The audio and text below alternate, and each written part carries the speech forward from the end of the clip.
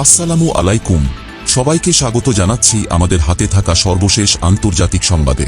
আপনাদের সাথে আছি আমি আফনান করিম। শুরুতেই সংবাদ শিরোনাম। ইয়েমেন থেকে ইসরায়েলে ক্ষেপণাস্ত্র হামলা। ফিলিস্তিন রাষ্ট্র ছাড়া ইসরায়েলকে সমর্থন নয়, কড়া বার্তা আমিরাতের। গাজায় যুদ্ধ না থামালে ইসরায়েলিদের বাড়ি ফিরতে দেবে না হিজবুল্লাহ। ইসরায়েলি কর্মকর্তাদের সামিতে হাজির হলেন সৌদি রাজকুমারী। আটক 10,700 ফিলিস্তিনি ইহুদি কারাগারে। মুসলমান ও খ্রিস্টানদের 2 শতাধিক ঐতিহাসিক নিদর্শন ধ্বংস করেছে ইসরায়েল। 4 মাস ইউক্রেনকে সর্বোত্তম অবস্থানে রাখবেন বাইডেন। এক হেলিকপ্টার থেকে ত্রাণ, অন্যটি থেকে গুলি করছে মিয়ানমার। বাছুরের গলায় মালা, গায়ে শাল জড়িয়ে চুমু খেলেন মোদি। এবং সর্বশেষে কলকাতায় নারী চিকিৎসক ঘটনার তদন্তে নতুন মোড়, মমতার সঙ্গে বিফলে ছাত্রদের বৈঠক।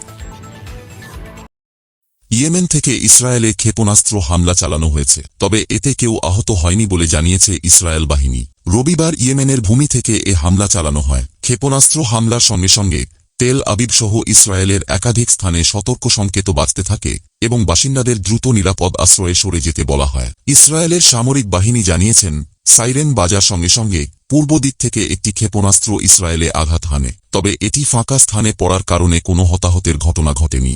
এর আগে জুলাইয়ে ইয়েমেনের হুতি যোদ্ধারা তেল আবিবে ড্রোন হামলা চালায়। এতে 1 জন নিহত এবং 4 জন আহত হয়। এ হামলার প্রেক্ষিতে হুতিদের সামরিক স্থাপনা লক্ষ্য করে ইসরায়েল ব্যাপক বিমান হামলা চালায়। এতে 3 জন নিহত ও 90 জন আহত হয়। এদিকে স্বাধীন ও সার্বভৌম ফিলিস্তিন রাষ্ট্র প্রতিষ্ঠিত না হলে গাজা উপত্যকায় যুদ্ধ পরবর্তী কোনো পরিকল্পনায় ইসরায়েলকে সমর্থন দেবে না বলে জানিয়েছে সংযুক্ত আরব আমিরাত। পররাষ্ট্রমন্ত্রী আবদুল্লাহ বলেন, ফিলিস্তিনি রাষ্ট্র প্রতিষ্ঠিত না হলে গাজায় যুদ্ধ পরবর্তী কোনো পরিকল্পনাকে সমর্থন করতে প্রস্তুত নয় সংযুক্ত আরব আমিরাত। গত মে মাসে গাজা নিয়ে যুদ্ধ পরবর্তী একটি পরিকল্পনা প্রকাশ করেন নেতানিয়াহু। সেখানে তিনি দাবি করেন, এই পরিকল্পনা বাস্তবায়িত হলে ফিলিস্তিনিরা অতুলনীয় সমৃদ্ধি উপভোগ করবে।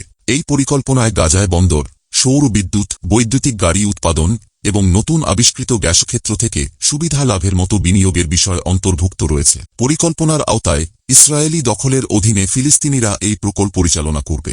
আরব রাষ্ট্রগুলোর একটি জোট এই বিষয়টি তত্ত্বাবধান করবে, যেখানে আরব আমিরাত, সৌদি আরব, মিসর, বাহরাইন, জর্ডান এবং মরক্কো শরিক থাকবে। এই পরিকল্পনা প্রকাশের পর আবদুল্লাহ বিন জায়েদ নেতানিয়াহুর তীব্র সমালোচনা করেন। তিনি বলেন, এই পদক্ষেপের কোনো বৈধতা নেই এবং এ বিষয়ে আরব আমিরাতের সঙ্গে কোনো পরামর্শ করা হয়নি। অন্যদিকে হিজবুল্লাহর হামলার কারণে ইসরায়েলকে তাদের উত্তরাঞ্চলের বাসিন্দাদের সরিয়ে নিতে হয়। গাজা যুদ্ধ চলমান থাকায় ওই ইসরায়েলিরা এখনও অন্য জায়গায় থাকছেন। হিজবুল্লাহর ডেপুটি সেক্রেটারি নাইম কাসেম জানিয়েছেন, ইসরায়েল গাজায় যুদ্ধ বন্ধ না করলে উত্তরাঞ্চলে ইসরায়েলিদের তাদের বাড়িতে ফিরতে দেওয়া হবে না। তিনি বলেছেন, ইসরায়েল যদি উত্তরাঞ্চলে তাদের নাগরিকদের ফেরাতে চায় তাহলে আগে গাজায় যুদ্ধ থামাতে হবে। হিজবুল্লাহর ডেপুটি সেক্রেটারি আরও জানিয়েছেন, ইসরায়েল যতদিন গাজায় যুদ্ধ অব্যাহত রাখবে হিজবুল্লাহও ততদিন ইসরায়েলে হামলা অব্যাহত রাখবে। যুদ্ধ বন্ধ না করা ছাড়া অবৈধ বস্তি স্থাপনকারীদের বাড়িতে ফেরার কোনো সুযোগ নেই। তবে পেছনের দরজা দিয়ে ইসরায়েলের সঙ্গে সৌদি আরব সম্পর্ক স্থাপন করতে চাইছে এমন গুঞ্জন দীর্ঘদিনের। এবার সৌদি আরবের একজন প্রভাবশালী রাজকুমারী যুক্তরাষ্ট্রে ইসরায়েলি কর্মকর্তাদের সঙ্গে সাক্ষাৎ করেছেন। ওয়াশিংটনে একটি সম্মেলনে ওই রাজকুমারী হাজির হয়েছিলেন বলে খবর প্রকাশ করেছে নিউ আরব। খবরে বলা হয়েছে, গত 9 সেপ্টেম্বর ওই সামিট অনুষ্ঠিত হয়। এতে অংশগ্রহণ করেন রাজকুমারী রিমা বিনতে বন্দর। সৌদি এই রাজকুমারী ওয়াশিংটনে রিয়াদের রাষ্ট্রদূত হিসেবে দায়িত্ব পালন করছেন। একদিকে ফিলিস্তিন রাষ্ট্রের সমাধান, আরেকদিকে জাতীয় স্বার্থ, এ দুইয়ের মধ্যে ভারসাম্য করতে চাইছে সৌদি আরব।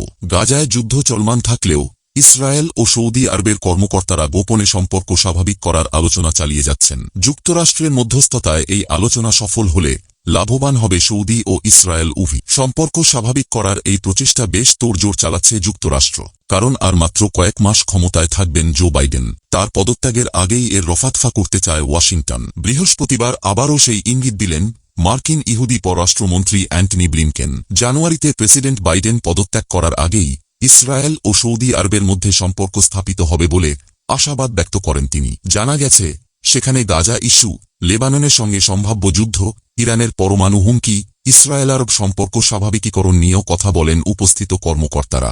ওই অনুষ্ঠানে সেদি রাজকুমারী কি মন্তব্য করেছেন তা প্রকাশ করা হয়নি, তবে উপস্থিত ইসরায়েলি সাংবাদিকরা জানান, তার বক্তব্য অনুপ্রেরণামূলক ছিল।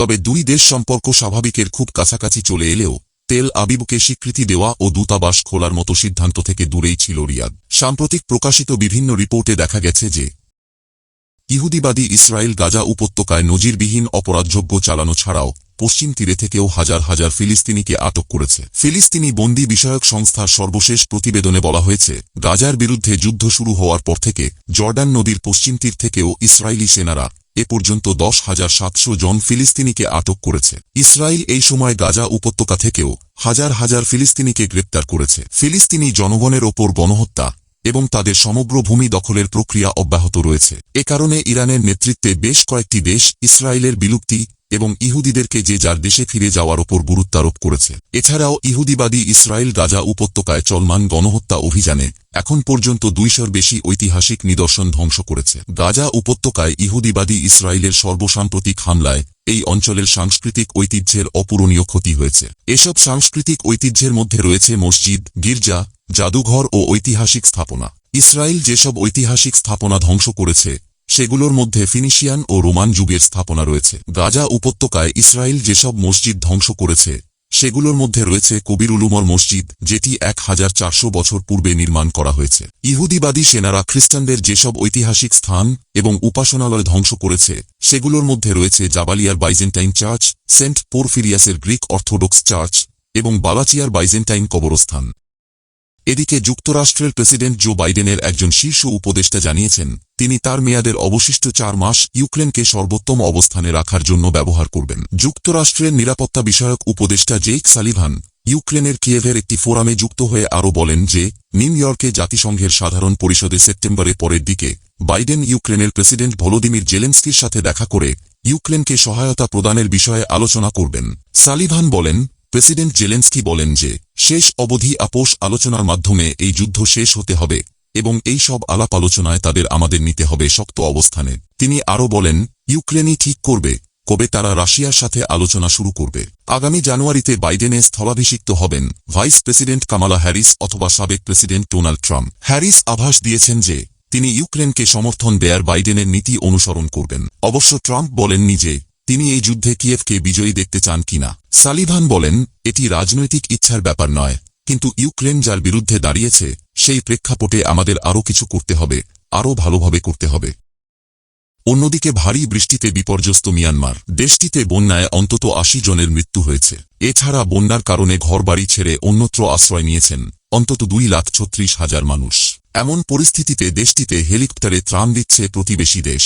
একই সময়ে হেলিকপ্টার থেকে বেসামরিক লোকদের ওপর গুলিবর্ষণও করা হয়েছে। প্রতিবেদনে বলা হয়েছে, বন্যার্তদের জন্য ত্রাণ সহায়তা নিয়ে এগিয়ে এসেছে থাইল্যান্ডের বিমান বাহিনী। তারা হেলিকপ্টার থেকে বন্যার্তদের ত্রাণ সহায়তা দিয়ে আসছে। এমন পরিস্থিতির মধ্যেও বেসামরিক লোকদের ওপর হেলিকপ্টার থেকে গুলি করছে মিয়ানমারের জান্তা বাহিনী। ইরাবতী জানিয়েছে, বন্যায় মিয়ানমারের প্রায় অর্ধেক এলাকা ক্ষতিগ্রস্ত হয়েছে। সুপার টাইফুন ইয়াগির প্রভাবে ভারী বর্ষণের কারণে এ বন্যা দেখা দিয়েছে। মান্দালয় ও রাজধানী নাইপিডো বন্যায় সবচেয়ে বেশি ক্ষতিগ্রস্ত হয়েছে। বন্যায় অনেকে বাড়ির ছাদ বা উঁচু জায়গায় আশ্রয় নিয়েছেন, সেখানে দিন কাটাতে হচ্ছে তাদের। বন্যায় যখন দেশবাসী নাজেহাল তখনও মরিয়া মিয়ানমারের জান্তা। গত কয়েক মাসে বিদ্রোহীরা তাদের থেকে বেশ কিছু এলাকার নিয়ন্ত্রণ নিয়েছে। সেসব এলাকা তারা পুনর্দখলে নিতে দৃঢ়প্রতিজ্ঞ বলে জানিয়েছেন মিয়ানমারের জান্তা প্রধান। এদিকে নতুন একটি বাছুরের জন্ম হয়েছে ভারতের প্রধানমন্ত্রী নরেন্দ্র মোদীর বাড়িতে। সেই বাছুরের সঙ্গে খুনসুটিতে মেতে উঠেছেন তিনি। নিজের এক্স অ্যাকাউন্টে বাছুরটির সঙ্গে নিজের একটি ভিডিও ও কয়েকটি ছবি প্রকাশ করেছেন নরেন্দ্র মোদী। তাতেই ধরা পড়েছে বাছুরের সঙ্গে ভারতের প্রধানমন্ত্রীর খুনসুটির চিত্র। বাছুরটির মাথায় সাদা একটি দাগ রয়েছে, যেটির সঙ্গে আলোর সাদৃশ্যতা রয়েছে। এ কারণে তিনি বাছুরটির নাম রেখেছেন দীপজ্যোতি। মোদীর প্রকাশিত ভিডিওতে দেখা যাচ্ছে গলায় মালা পরানো বাছুরটিকে নিয়ে মন্দিরে যাচ্ছেন মোদী। সেখানে বসে বাছুরটির গায়ে শাল জড়িয়ে দেন। এরপর বাছুরটিকে আদর করতে থাকতেন তিনি। এক পর্যায়ে বাছুরটিতে চুমু দেন মোদী। বাছুরটিকেও মোদীকে চুমু দিতে দেখা যায়।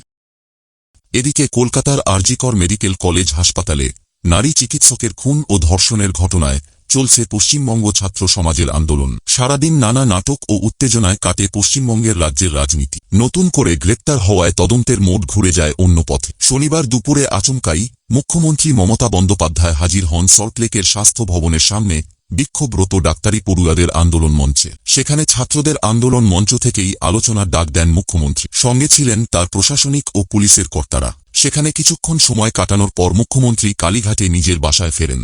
আন্দোলনরত ছাত্ররা জানান, নিজেদের মধ্যে আলোচনা করে সিদ্ধান্ত নিয়ে পরবর্তী পদক্ষেপ কি হবে তারা কিছুক্ষণের মধ্যে জানাচ্ছেন।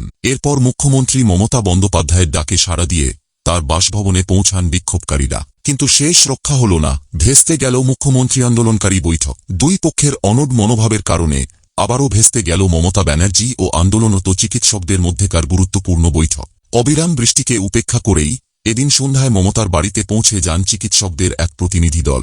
সাথে ছিলেন দুজন ভিডিওগ্রাফারও। বৃষ্টির মধ্যে বাইরে অপেক্ষা করতে থাকেন তারা। বেশ কিছুটা সময় পর মুখ্যমন্ত্রী ঘরের বাইরে বেরিয়ে আন্দোলনকারী জুনিয়র চিকিৎসকদের ভিতরে ডাকেন। চিকিৎসক প্রতিনিধি দলকে ভেতরে আসার অনুমতি দিলেও দুইজন ভিডিওগ্রাফারকে ভিতরে আসার অনুমতি দেওয়া হয়নি বলে অভিযোগ। এ সময় মুখ্যমন্ত্রী বলেন, আমি তোমাদের কাছে হাতজোড় করে বলছি, তোমরা ভিতরে আসো, তোমরা ভিজবে না, তোমাদের অসুখ করলে আমার খারাপ লাগবে, বৈঠক না করলেও অন্তত এক কাপ চা খেয়ে যাও, এই আবেদন জানান মুখ্যমন্ত্রী। কিন্তু তাতেও কোনো কাজ হয়নি। এরপরই মুখ্যমন্ত্রীকে বলতে শোনা যায়, আপনারা যদি বাড়িতে এসে বৈঠক না করেন তাহলে আমায় কেন এত অসম্মান করলেন? আপনারা আমায় অনেক অসম্মান করেছেন। এর আগেও 3 দিন 2 ঘন্টা করে অপেক্ষা করেছি, এইটুকু তো সম্মান দেবেন। এরপরই আলাদা করে নিজেদের মধ্যে বৈঠকে বসেন চিকিৎসকরা। সংবাদ সম্মেলন করে চিকিৎসকরা দাবি করেন, স্বচ্ছতার জন্য ভিডিওগ্রাফি করতে চেয়েছিলাম, সরকারের ওপরে আমরা বিশ্বাস রাখলাম। তখনই হঠাৎ করে স্বাস্থ্য প্রতিমন্ত্রী চন্দ্রিমা ভট্টাচার্য এসে বললেন, অনেক দেরি হয়ে গেছে, আর সম্ভব নয়, আমরা 3 ঘন্টা অপেক্ষা করেছি, আমরা আর আলোচনায় বসতে রাজি নই। এদিকে শনিবার রাতেই কলকাতা পুলিশের ওসি অভিজিৎ মণ্ডলকে গ্রেপ্তার করে সিবিআই। অভিযোগ, আরজি করের ঘটনায় সমস্ত তথ্য প্রমাণ লোপাট করে দেয়া হয়েছে, সেই কারণে গ্রেপ্তার করা হয়েছে। পাশাপাশি আরজি কর মেডিকেল কলেজ হাসপাতালের সাবেক অধ্যক্ষ সন্দীপ ঘোষকে আবারও হেফাজতে নেয় সিবিআই।